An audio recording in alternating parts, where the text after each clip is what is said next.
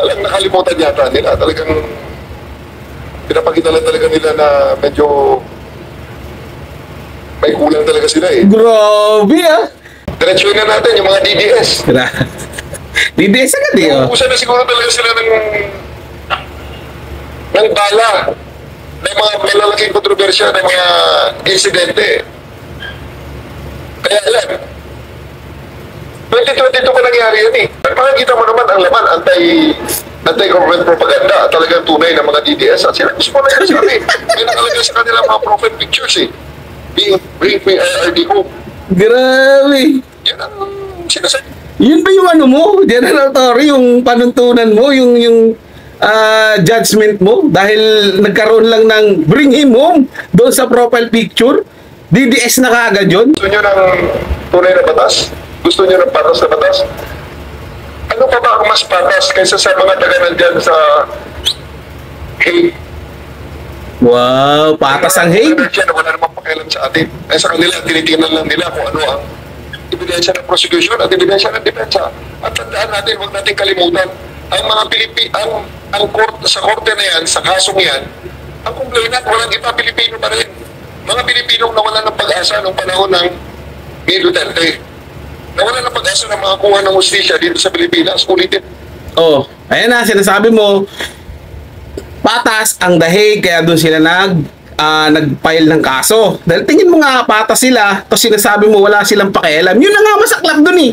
Wala silang pakialam sa bansa natin. At wala rin silang karapatan na pakialaman yung bansa natin.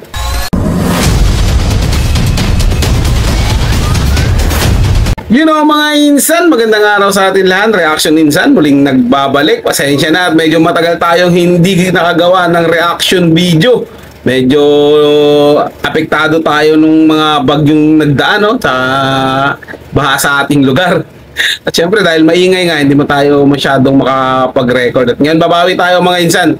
So ito na nga pag-usapan natin si General Torre doon sa naging pahayag niya no, na tinawag niya yung DDS na mga bobo daw dahil nauubusan na ng mga ibabato sa kanilang kasiraan kaya naghuhukay na lang ng mga ipupukol sa kanila sa gobyerno ni Marcos dahil yung nangyari nga dahil tinanong siya dito about doon sa Chinese na tegi tapos itinapon doon sa Cavite. Ayun ang sinasabi ni General Torre, panahon pa daw yun ni Duterte. So alam naman natin, kita naman natin sa kanila sa administrasyon na to, kapag nasisita sila sa kanilang mga sablay, babalikan nila yung nakaraang administrasyon. Yun ang pupukulin nila ng sisi. Kumbaga sila na yung malinis, sila na yung matuwid, sila na yung magaling. Mga insan. Teka lang, disclaimer lang po mga insan, hindi po tayo DDS, wala po tayong kinalaman sa kanila, sadyang nagre-react lang po tayo ayon sa ating naiintindihan o ayon sa pinaniniwalaan nating tama. So dahil nga mali ang sinasabi nito ni General Torre, kaya magre-react tayo dun sa ginagawa niya para naman ituwid yung kamalian. Kasi diretso na kaagad siya mga insan eh. Kung napanood nyo to, alam ko marami na nakapanood eh. Diretso na siya doon sa sinasabi na itong mga DDS talaga na ito, diretso na natin. Kumbaga, wala kang konkretong ebidensya, wala kang naman pinakitang ebidensya, wala kang pinangalan ng tao na itong tao na to, exclusive to, DDS member to. Diba, kilalang kilala na to. Wala siyang ganun mga insan eh. Diba, basta pinangalanan niya na lang mga DDS, ganun talaga sila. O lalo na to si General Torre. Napiling niya lahat ng mga taong ayaw sa mga ginagawa nilang sablay o mga mali nila, DDS na kagad. Yun na kagad yung inaatake nila. O ito na mga insan, pakinggan na natin itong sasabihin ni General Torre. At para di tayo masyadong kumain ng mahabang oras. So yung merong nangyari sa pinapalabas ngayon sa social media about an alleged Chinese victim of murder tinapon sa Kawit, Cavite, lumalabas sa social media. Totoo ba yan siya? Alam nyo, Yan na siya. ito na yung mga panahon na parang gusto kong sabihin na talagang ebidensya na nauubusan na talaga ng may propaganda itong mga kontra ng gobyerno natin. Itong mga, alam nyo na, yung mga linings nasa kabila. Diretsuhin na natin yung mga DDS. DDS agad eh. Oh. Uubusan na siguro talaga sila ng bala ng mga malalaking kontrobersya ng mga insidente. Kaya yan, 2022 pa nangyari yan eh. Hinuhukay, literal na hinukay sa baul. Para talaga sila na para magbago. Kasi wala na silang nakitang masama ngayon na kasing sama nung panahon nila. Grabe, no? Kung makapagmalinis. Ganun na. Kung makapagmalinis, akala mo maputi siya. Hindi kasi mga insan, no? Kung makapagmalinis sila, akala mo perfecto yung ginagawa nila at napakaganda ng mga pinagagawa nila dito sa ating bansa, mga insan. Yun yung sinasabi ko na diretso kagad siya dun sa DDS to, panigurado DDS. Dahil nga lang may nakita silang nag-upload niyan sa social media, DDS na kagad yung pinagbibintangan nila. Tapos dito naman, sa interview niya, wala naman siyang pinakita o wala rin siyang binanggit kung sino yung tao na yun na DDS. Ibig po sabihin, dahil lang nilabas yan sa social media, DDS na kagad yun dahil sa kabilang lining. Ganun ba yun? Ibig nyo sabihin, dalawa lang pala ang panig dito sa Pilipinas. Duterte lang at saka mga Marcos sa side lang ninyo. Paano kami? Saan pala kami? Tulad ako, saan ako? Hindi naman ako DDS. Di ba? Hindi ko mo yung reaction ko, binabanatan ko kayo, DDS na ako. Kung titingnan niyo yung mga video ko, di ba? Si Risa Hontiveros. Inanuhan ko rin yun. Binira ko rin dito sa channel ko kasi mali naman yung pinagagawa niya. Lahat ng mali sa gobyerno, siyempre pupunahin natin yan. Bilang nagbabayad tayo ng buwis, hindi naman nangangahulugan yun dahil sinita yung gobyerno, DDS na kagad. At saka asan yung patunay? Asan patunay mo, General Torre, na DDS yung naglabas neto? Di ba? At saka, hindi naman na kailangan siraan yung gobyerno General Torre, dahil kayo mismo dyan sa gobyerno ninyo, kayo mismo yung sumisira sa mga sarili nyo. Di ba? O isa-isahin natin, General Torre, baka nakakalimutan mo na.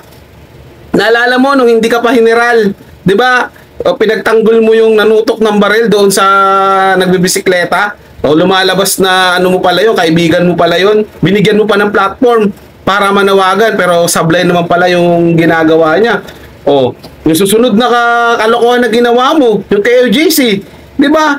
Sinabi naman ni Atty. Torion sa'yo na hindi tama yung warrant of arrest mo, pinipilit mo pa rin. Talagang pumasok talaga kayo ron. Naghukay pa kayo. Di ba? Iginiit nyo pa nga na hindi kami naghukay dyan, pero pinuntahan doon, nakita na naghukay talaga kayo.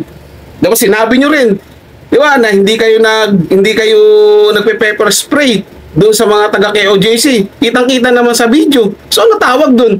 Kumbaga, kayo mismo yung gumagawa ng kasiraan ninyo, kayo gumagawa ng kasinungalingan ninyo, tapos ibibintang nyo sa iba. So napaka-unfair naman yun.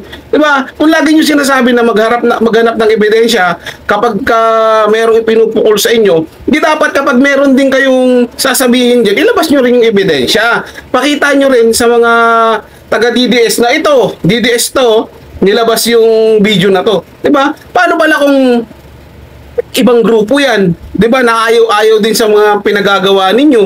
O talagang gusto lang kumita ng pera? O ilabas natin to para mapag-usapan? Sabong-sabong natin to sila Duterte at Marcos. Paano kung ganun pala yun, General Torre? Ay tapos nag-conclude ka na kagad na di mga DDS to. Dahil sila lang yung sila lang yung nasa kabilang lining. Ganun ba yun? Ang tindi naman ng judgment mo. Ang tindi naman ng investigasyon mo. Na como kalaban nyo at hindi kayo gusto, DDS na kagad. Diba napaka-unfair naman nung pag-ano nyo ba yung pagbibintang nyo sa mga DDS na wala kayong binibigay na patunay dyan. Siyempre marami pa namang ululista ngayon na mabilis maniwala na sabihin kagad, mga ano yun, mga DDS yun. Sila naman yung mga walang utak At basta talaga gumagawa ng mga propagandang ganyan. Grabe. Basang-basa na kasi yung mga pinagagawa nyo sa gobyerno. Di ba? Ang hirap, di ba? General Torre, di ba?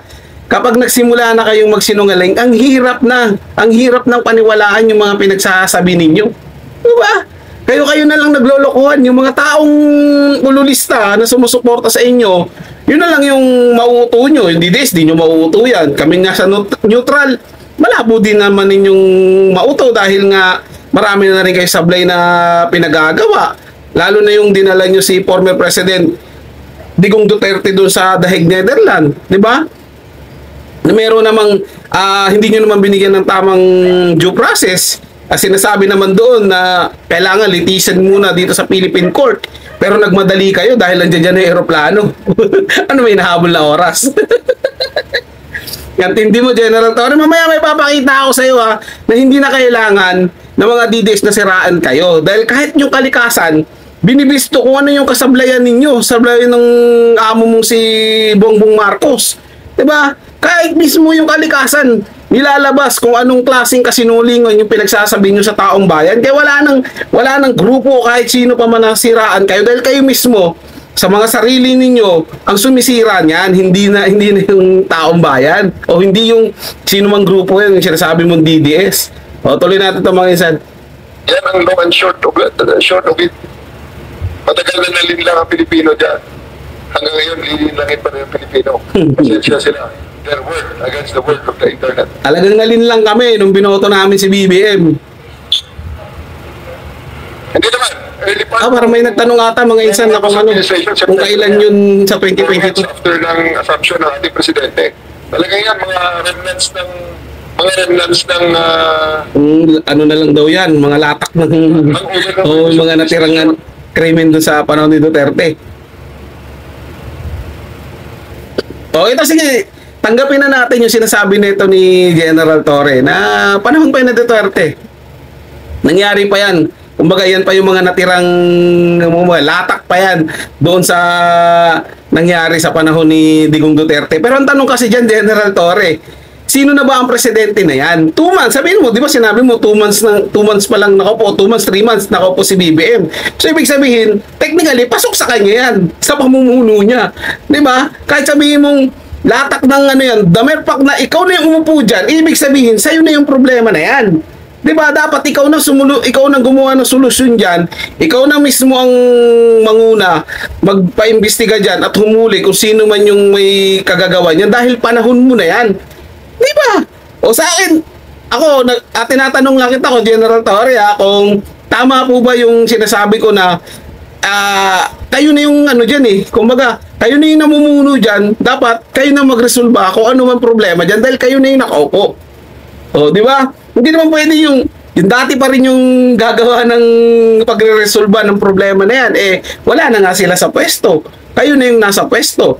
Pero sige, tatanggapin natin yan na sinasabi mong sa Duterte pa yan. Pero ang tanong, ano ba ginawa nyo para ma-resolba yan? Di ba? Bakit hanggang ngayon inilalabas nila yan?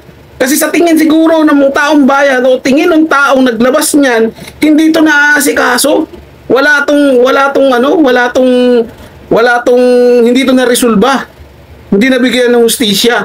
Kaya nila nilabas. Baka ganun lang po, General Torre, yung kaya nila nilabas to, pero sabihin na natin, sige, panahon ni Duterte yan. Kasi tingin nyo nga, magulo yung panahon ni Digong Duterte dahil sa war on drugs niya.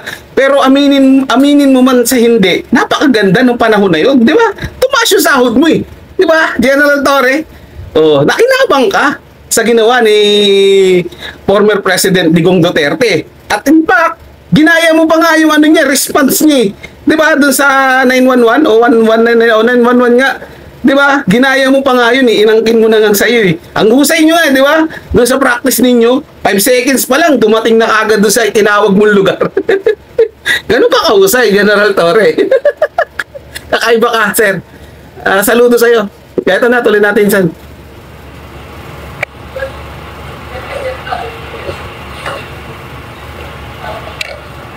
Nakilala yan Ang victim na yan is a 32-year-old Chinese. Oo nga, nakilala, pero nabigyan ba ng hustisya? China. May Interpol red notice yan. The family was contacted. They refused to cooperate with the authorities. And the cadaver is now buried in the public cemetery in Cavite. So doon lang yun? Doon na lang nagtapos yun? Wala talagang malinaw kung sino suspect. Bakit nangyari yung ganyan, di ba? Siyempre nakaka-alarma yan sa ibang mga Chinese na bibisita rito para magnegosyo.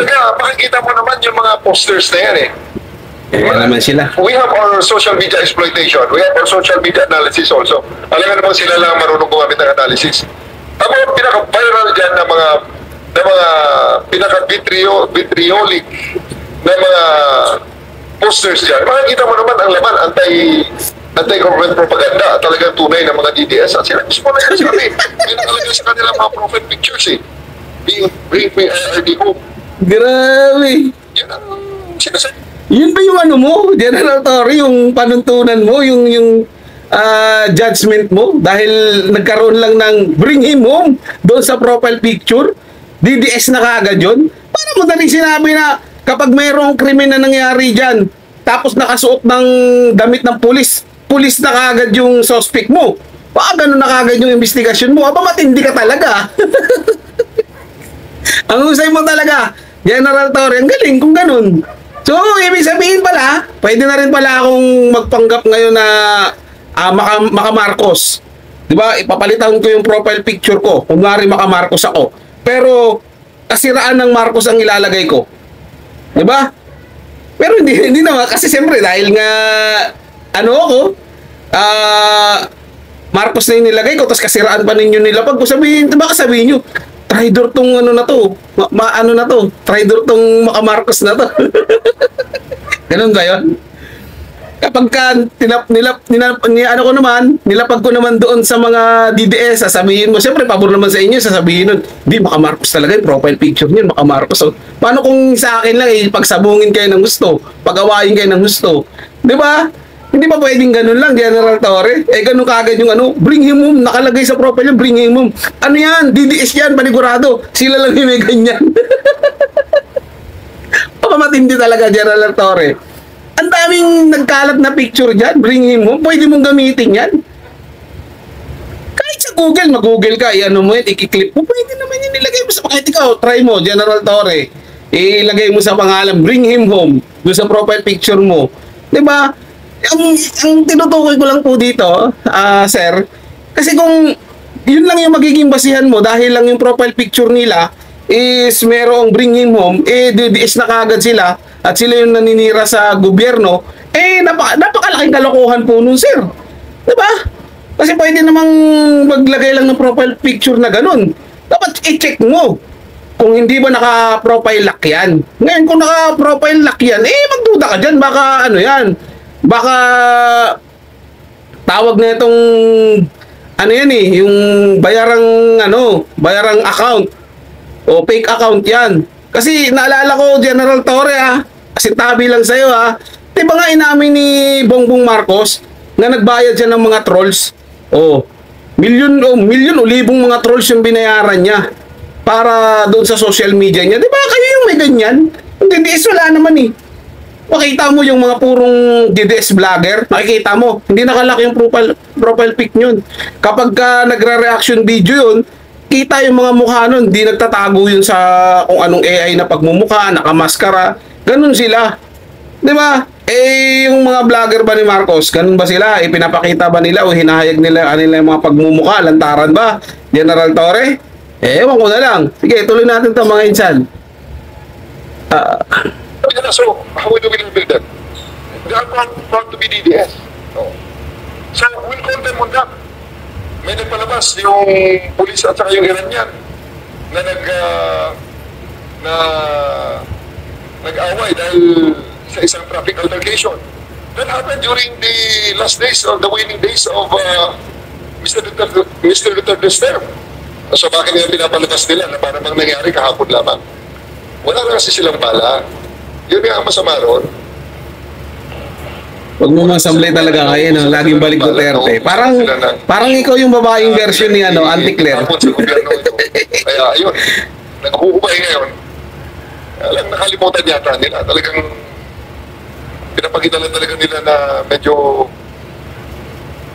may kulang talaga sila Grabe Diba? May kulang may turo pa sa utak May kulang. Madaling ubayin. Sir, saludo sir. Napakatalino nyo po. Galing nyo. Kaya nga kayo naging chief of police dahil sa sobrang talino ninyo, sir. Napakagaling. Ang sa aking panawagan na lang, Pilipino tayo pare-pareho. Gusto natin na mag-improve ang ating bansa. Magsama-sama na lang tayo. Kalimutan nyo na muna yung mga differences na yan. Ang galing mo rin Pagkatapos mo magbintangan yung mga DDS, tapos mananawagan ka ng magsama-sama kayo. Sino sasama sa'yo kung ganyan ka? Okay, birahin kita tapos sama-sama tayo. Ano yun? Kung gusto mo kasi ng maayos at magsasama-sama kayo, ng DDS, tsaka yung kayong mga loyalista, kayong nasa Marcos, di pauwiin nyo si former President Digong Duterte. Yun lang naman ang gusto ng mga DDS na yan eh. Di ba? Na mapauwi si former President Digong Duterte. Yun ang gusto nila. O di, unity ulit kayo. Sayang lang kasi, sinayang kasi ng amo mo yung unity na noon eh. Unti-unti niyang binago eh. Tinanggal niya nga yung utang na loob. Kahit di naman siya tumanaw sana ng utang na loob eh. Di ba? Na pinalibing yung ama niya, hindi nakulong yung nanay niya. Naging presidente siya ng Pilipinas. Sabagay, wala naman sa inyo yun eh. Wala naman yung tinatawag na palabra de honor, utang na loob, mga ganyan-ganyan. Wala sa inyo yan. General Torre. Basta ang iniisip nyo lang, trabaho lang kayo. Trabaho lang kayo ng ganyan. Hindi nyo. Those cases that all those issues that they are saying that they are Mamaya, General Torre, papakita ko sa iyo na hindi na kailangan ng tao na siraan kayo dahil kalikasan na mismo ang bumubuking sa inyo. gusto nyo ng tunay na batas? Gusto nyo ng patas na batas? Ano pa ba ang mas patas kaysa sa mga taga nandyan sa hate? Wow, patas ang hate. Wala namang pakialam sa atin. Sa kanila, tinitingnan lang nila kung ano ang ebidensya ng prosecution at ebidensya ng depensa. At tandaan natin, huwag natin kalimutan, ang mga ang sa korte na yan, sa kasong yan, ang complainant, walang iba, Pilipino pa rin. Mga Pilipinong nawalan ng pag-asa noong panahon ng Duterte. Nawalan ng pag-asa ng mga kuha ng hustisya dito sa Pilipinas. Ulitin. Oh, ayan na, sinasabi mo, patas ang dahig, kaya doon sila nag-file ng kaso. Dahil tingin mo nga patas sila, tapos sinasabi mo wala silang pakialam. Yun na nga masaklap doon eh. Wala silang pakialam sa bansa natin. At wala rin silang karapatan na pakialaman yung bansa natin. Di ba? Tapos sinasabi mo, mga Pilipino yan, na nag-file ng kaso doon sa dahig dahil hindi makakuha ng hustisya dito sa Pilipinas sa panahon ni Digong Duterte. O sige, sakyan na po natin yan, General Torre. Hindi sila nakakuha ng hustisya sa panahon ni Digong Duterte. Paano po sa panahon ni Bongbong Marcos ngayon? Hindi po ba pwede silang makakuha ng hustisya? Dito litisin? At bakit kailangan sa dahig Netherlands pa na wala ng jurisdiction dito sa ating bansa? Diba? Alam ko naman sasabihin mo, dati member tayo dyan. Oo nga, dati nga po tayong member, kumalas tayo dyan. Dahil matatag na po ang ating justice system. Kaya na po ng Pilipinas tumayo sa sarili niyang paa sa hudikatura natin. Diba? Kung sinasabi mo noon na hindi nga nakakuha ang mga Pilipino na yan, na mga nabiktima di umano ng AJK ni Digong Duterte, bakit dito sa panahon ninyo ngayon, panahon ni BBM, hindi rin ba sila makakakuha ng hustisya? Di parang sinabi mo na inutil din kayo. Di ba? Na inutil din yung pamahalaan. Na hindi kayang makakuha ng hustisya ngayon, na wala rin kayong ginagawa. Di ba? Ganun lang naman kasi ipapaubaya nyo sa banyaga. Na ikaw na rin ang nagsabi na wala yan silang pakialam sa atin. Di ba? Wala pala silang pakialam. So anong gagawin nilang pag-iimbestiga dyan? Di ba? Kung wala silang pakialam sa atin, saan nila pupunta? Saan sila kukuha ng mga testigo, ebidensya? Di ba dito rin sa Pilipinas? So bakit lalayo pa? Na kung pwede naman dito na gawin lahat sa Pilipinas. Di ba? Ako, ordinaryong mamamayan lang, General Torre. Yung gusto ko lang malaman. Di ba? Nagtatanong lang naman po sa inyo na kung hindi sila nakakuha ng hustisya noon sa panahon ni Digong Duterte, bakit sa panahon ni Marcos, hindi rin ba nila kayang makakuha ng hustisya kung dito sa Pilipinas? Di ba? Sobrang pamamaliit na naman yan sa ating mga huwes, mga judge, mga abogado dito sa Pilipinas. Oh. So ibig mong sabihin ba, General Torre, tanong lang inutil yung DOJ natin? Inutil sila at hindi sila makakuha nung kaukalang ebidensya, matestigo o anumang kailangan nilang dapat iharap sa korte para mapatunayang may kasalanan si Digong Duterte sa sinasabi niyong AJK? Ganun ba yun? At kailangan yung mga banyaga pa ang mag-imbestiga? Nauulitin ko dito rin sa Pilipinas, kukuha ng testigo, ebidensya, dito rin mag-iimbestiga sa Pilipinas. Di ba? Oh, hindi Malino naman yun. Sa Pilipinas nangyari ang krimen. Di ba dapat sa Pilipinas din litisin? Bakit sa ibang bansa? Anong meron? Di ba? So, ibig lang sabihin, para mo sinabi mo na rin sa amin na sige, magpaka-under tayo sa mga banyaga na yan dahil hindi natin kayang dalhin yung sarili natin. Hindi natin kayang ipatupad ang mga batas natin. So, kung ganun din naman pala, ditanggalin na natin si President Bongbong Marcos, kumuha tayo ng presidente na taga-ibang bansa. Palipati natin sila lahat dito. Sila ang mamuno.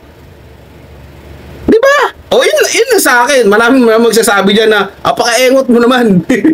Pilipinas to, nga. Yun yung sinasabi ko. Dito sa Pilipinas nangyari yung krimen. Bakit kailangan litisin sa ibang bansa? Di ba? Na dito nga nangyari yung sinasabi nilang krimen eh.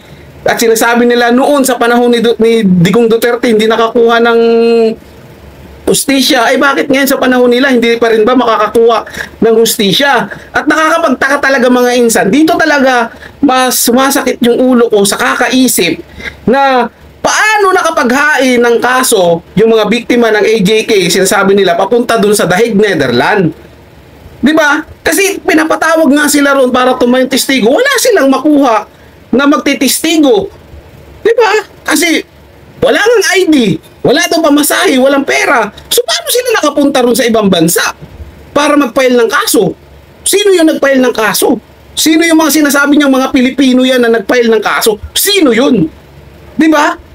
Yun ang tanong dyan mga insan. Sino-sino yun sila na nakapag-file ng kaso tapos pinapatawag ngayon para humarap doon? Hindi makaharap dahil wala daw ID, walang pera. Di ba nga si Attorney Conte tinutulan yung gusto ni Attorney Kaufman para dyan sa paglilitis na yan? Di ba? Ang gulo mga insan, pero pinapaikot lang talaga nila tayo. Ginagawa nilang bobo sila. Di ba mga insan? Tutuloy natin to mamaya, General, to papakita ko sa iyo kalikasan na ang bumisto sa inyong kalokohan. Natin yan. Huwag natin kalimutan yan. They are Filipinos. Hindi sila foreigners. Wala lang silang mapuntahan noong mga panahong yon. Oo nga. Eh bakit yung panahon ngayon? Wala rin ba mapuntahan? Kaya pupunta sila sa International Criminal Court at doon sila nagsampa ng reklamo. Kasi miyembro pa rin tayo ng mga panahong yon. Eh ngayon? Oh. So anong nirereklamo ng mga Malaki nga na reklamo. Shortcut na lang ang lahat? Hindi pwede yung shortcut. Sinorkat nyo na nga eh. Di ba? Sa shortcut na yan, eto na ngayon. At tinanong na sa isang formal investigation. Bigla na lang magsasabi sila, I have my right to remain silent, I have my right. Discrimination. Parang naririnig ko yung ganyan ah. Yung sinabi nila ano yun ah. Parang yung BP Sara, pag-imbistag yata ng ano yan eh. Confidential pan eh. Why is it now that when you're asking... Eh bakit sasagot doon sa Kongreso? Hindi naman korte yun. Talaga to si General Torre. Incrimination kayo. Proud na kaya kayo. Tama na kaya ang ginawa nyo. E di panindigan nyo ang inyong ginawa. Sabihin nyo kung anong inyong ginawa. Aminin nyo. Pero deep in their heart, alam nila, that's not moral. That's not the true dispensation of justice. And that's why they cannot defend it in an open public discourse. Kaya naman pala, General Torre, tinanong ka ni Senator Amy Marcos doon sa Senado noon. Tinanong kung tama ba yung ginagawa mo. Hindi ka makasagot-sagot at hinintay mo pa yung mga kasama mo. Di ba? Kung nasa due process ba yung pinagawa mo, kung tama ba yung akto mo, kung tama ba yun na manghuli ka ng walang warrant of arrest. Di ba? Nagkabulol-bulol ka doon sa sinasabi mo, hindi mo talaga napanindigan yun.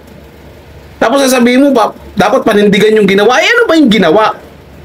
Di ba? Ano ba yung ginawa?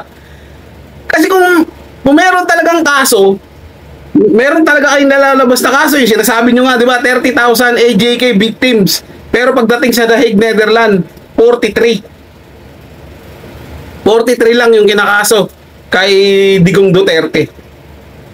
Crimes against humanity na yung 43. Kumusta naman yung gera na nangyari sa Russia at sa ano bang bansa yung kalaban ng Russia?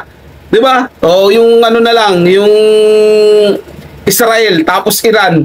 Kumusta naman yung bombahan nila noon? Ilan yung mga nasawi doon? Kumpara dito kay Digong Duterte. na nilabanan yung pagkalat ng droga, yung mga drogista. Diba? Tapos crime against humanity na. Dahil hindi nga nila napayuko. Yun lang ang tingin ko doon mga insan ha. Dahil hindi nila kayang suhulan, payukuin, pasunurin si Digong Duterte dahil may paninindigan, yun yung ginawa nila. Talagang pag-initan. At kita naman natin mga insan kung sino talaga yung may gusto na mapalis sa bansa. Si Digong Duterte, di ba? At saka mga insan may kumakalat pa rin nga ng mga chismis, di ba? Siyempre, pag medyo okay na yan, medyo may sapat na ebidensya yan, tsaka natin gawa ng reaction video yan. Yung sinasabi nila na lahat ng nangyayari ngayon is diversion lang ng pamahalaan. Like nung kay pagdala kay Digong Duterte sa The Hague, Netherlands, yun yung pangyayari naman na may kinasangkutan. Di umano si Lisa Marcos doon sa Amerika, yung pagkamatay nga nung na-overdose sa droga. O next, talakayin natin yan, reaction natin yan, yung sagot dyan ni Claire Castro, mga insan. Next video natin. Ganun, ito, papakita ko na sa'yo, General Torre, na mismong kalikasan, yung nagbisto kung paanong sablayin ninyo sa pamumuno ninyo dyan, di ba? Pinagmamayabang ni BBM na meron siyang mga flood control. So, ano nangyari? O, di ba? Ito, pakinggan mo to, panoorin mo to, General Torre. Namin mismo ng Department of Public Works and Highways o DPWH sa ginawang pagdinig dyan sa Senado na wala manong konkretong plano ang gobyerno para masolusyonan ang malawakang pagbaha sa Wala silang konkretong plano, pero sa zona niya, pinagyabang niya na marami siyang flood control. Ang pundong laan para sa flood control project ng gobyerno. Kunin natin ang live report ni Mean Corvera. Mean, nakalulungkot naman nito. Talagang hopeless case na ba yung baha? Alex, yan nga ang malungkot na pangyayari matapos aminin kanina ng mga opisyal ng DPWH na bukod sa walang konkretong plano, wala raw silang pondo para kaya pala bumili sabi ni Marcos, ipunin ng baha ang magagamit. Yan ay ginagamit para hukayin ng mabababaw na river bed o river basin natin dito sa lalo na sa Metro Manila. Yeah, sabi ng DPWH mula nang mag-take over sila pagkatapos ng Duterte administration, matagal na palang walang ginagawang dredging activities sa ating mga ilog, kaya naging mababaw ito at mabilis tumaas ang tubig baha. Sabi ni DPWH Secretary Emmanuel Bonoan, ang mahigit 5,500 flood May budget sa dredging, hindi ginagawa. Pangulo sa kanyang zona nitong Hulyo para sa immediate relief lamang. Yung 5,500 pala na programs, projects na natapos na ipinagmalaki ng ating Pangulo noong SONA ay patsi-patsi lang. Parang lang. Hindi rin nakatulong, tingin ko, Mr. Tapal-tapal lang. Hindi nakatulong kasi patsi-patsi nga po eh. But the integrated master plan is not in existence, Mr. Chair. Di ba? Tapos may napanood akong interview ni Marcos. Hindi daw ano yun, hindi daw tawag na to, hindi daw tawag na itong ano, hindi daw kailangan, hindi daw emergency yung pagkakaroon ng mga bagyo ngayon dahil marami naman daw talagang bagyo eh. Bagyo na darating. 12 to 15 nga daw ang darating na bagyo sa Pilipinas. Kaya hindi na dapat daw tayo magulat. Hindi daw to emergency dahil kalikasan normal. Dati, mga insan, sa totoo lang, panahon ni Digong Duterte, makikita mo, kaliwat kanan na dyan yung mga umaarangkadang, makikita mo yung mga ano dyan mga volunteers na naglilipana dyan, na naghahatid ng mga relief goods sa mga area na nasalanta ng baha. Tapos dredging, lalo dyan sa Marikina, pag nadadaan kami dyan, talagang tuloy-tuloy yung dredging nila para hindi agad magbaha. Lumalim yung area na yan, doon talaga mag-ano yung tubig. Ngayon, grabe, yung mga dating hindi binaha, ngayon, sobrang lubog. Nagiging water world na tayo, mga insan. Dapat matuto na tayong bumili ng mga bangka, jet ski, mga ganun. Dahil wala talagang nasa lang daw talaga to, panahon na talaga, sabi nga ni Auntie Claire, panahon na ng tag-ulan, ang tag-ulan, ngayon June. July wala. Ay nako mga insan, kayo kung anong masasabi nyo dito kay General Torre. Sangayon ba kayo sa sinasabi niya na naninira sa pamahalaan, DDS lang? Dahil daw DDS, kulang daw sa ganito. Ay nako General Torre, ikaw na matalino. Saludo sa iyo. Maraming salamat mga insan sa inyong mga panonood. Ingat po kayo palagi at maulan ng panahon.